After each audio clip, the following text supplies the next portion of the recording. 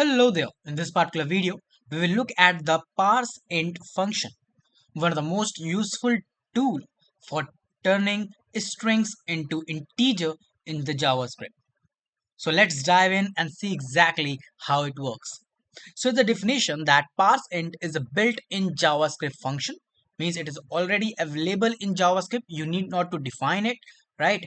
And parses a string and returns a integer. It means it take the strings and convert that particular string into an integer. It read the string from left to right and stop at the first non-numeric character, right? So what it means that while reading it starts from left to right and it stops at the first non-numeric character. Fine. So if your number is having any non-numeric character, if you have put this non-numeric character in the string and using the parseInt, it will stop there. Now we will see it in the examples. Now here's a basic syntax of using parseInt. That is, first you write the parseInt, then you put a bracket, and after that inside of this you first write the string and then you write the radix. Now what is this string and what is this radix? Well, here you can see the string. The string is basically the value that you want to parse into the number, right? So if any string that you are using, that should have a value first, right? If you have don't have a value or any non-numeric character, then I have already explained you that it stops there, right? And then it is having a radix. Well, it is optional that you use a radix or not, right? The number base, basically the base of the number, either decimal or hexadecimal, that you define with the help of this radix, right? So let's take some practical example of using this parseInt, right? So for using this, as I've told you, you first need to write the parseInt. You can see it is already defined in the JavaScript, right? You put the bracket inside here. Now if I use a string, for that I will use the annotation and then I write any string, write 1 2 3. Now inside the string we are having a value that is 1 2 3. That's why it will work and it will give me the result as 1 2 3 as the number, right? Do you want to say it? Let me show you. So if I write, if I put this inside the console.log and I show you inside the console, you can see I'm getting a number that is 1 2 3, right? Since it is violet in color, that means it is a number.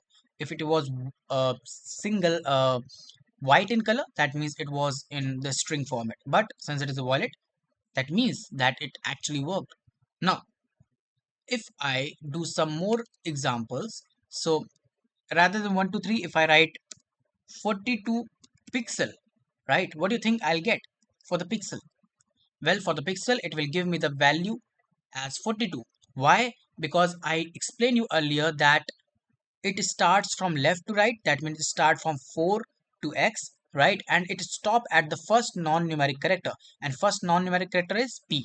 That means it will execute only for 4 and 2. And that's why it has converted 4 2 into the number. And we got 42 as the result, right? Okay, fine.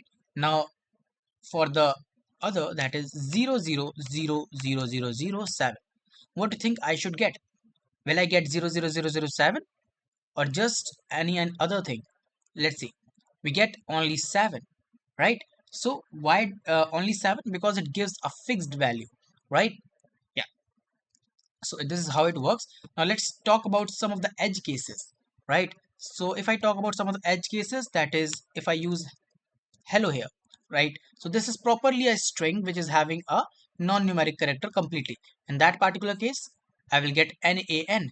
Nan means not a number, right? So in such particular case, I get a nan because there is no number available here. Now if I write 2 here in the end, then even then also it will say nan because it stopped at the first edge. It didn't go at the last, right? If I write 2 at the starting, you can see I got the 2, right? So this is how it works, right? So this is the edge case. Now if I remove everything, I keep it totally blank, in that particular case, even then also I will get nan, right? Fine. If I use 0.99, then, well, for that we will get a 0. Why 0? Because it stopped at this dot. This dot is also a non-numeric number character, right? This dot is a non-numeric character. That's why it gets stopped at this dot and showed me the 0, right? But not 99, right? I hope you get it here. Now, coming forward to the use of the radix, then let me explain you the work of radix also. So for that, if I write 111 here, and then I put a comma and I write 2, right? So this 2 means what?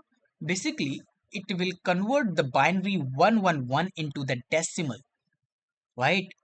Now, if I go here and check, you can see I got the 7 for the result of 111. I think that you know that how we convert the binary to decimal, right? That is 2 to the power 0, 2 to the power 1, 2 to the power 2, right? So 111 will be 2 to the power 0, that is 1, plus 2 to the power 1 for this one, right? So I will get a 2 here, then 2 to the power 2, that is 4, and the sum of these three number is equals to 7, and that's what we are getting here, right? So this is how it works. Similarly, for the hexadecimal, we write the 16, right? The base should be 16, and then we got the 273 as the result, right? So this is how your radix also work in the parseInt. So this is all for today's video. Thank you so much for watching.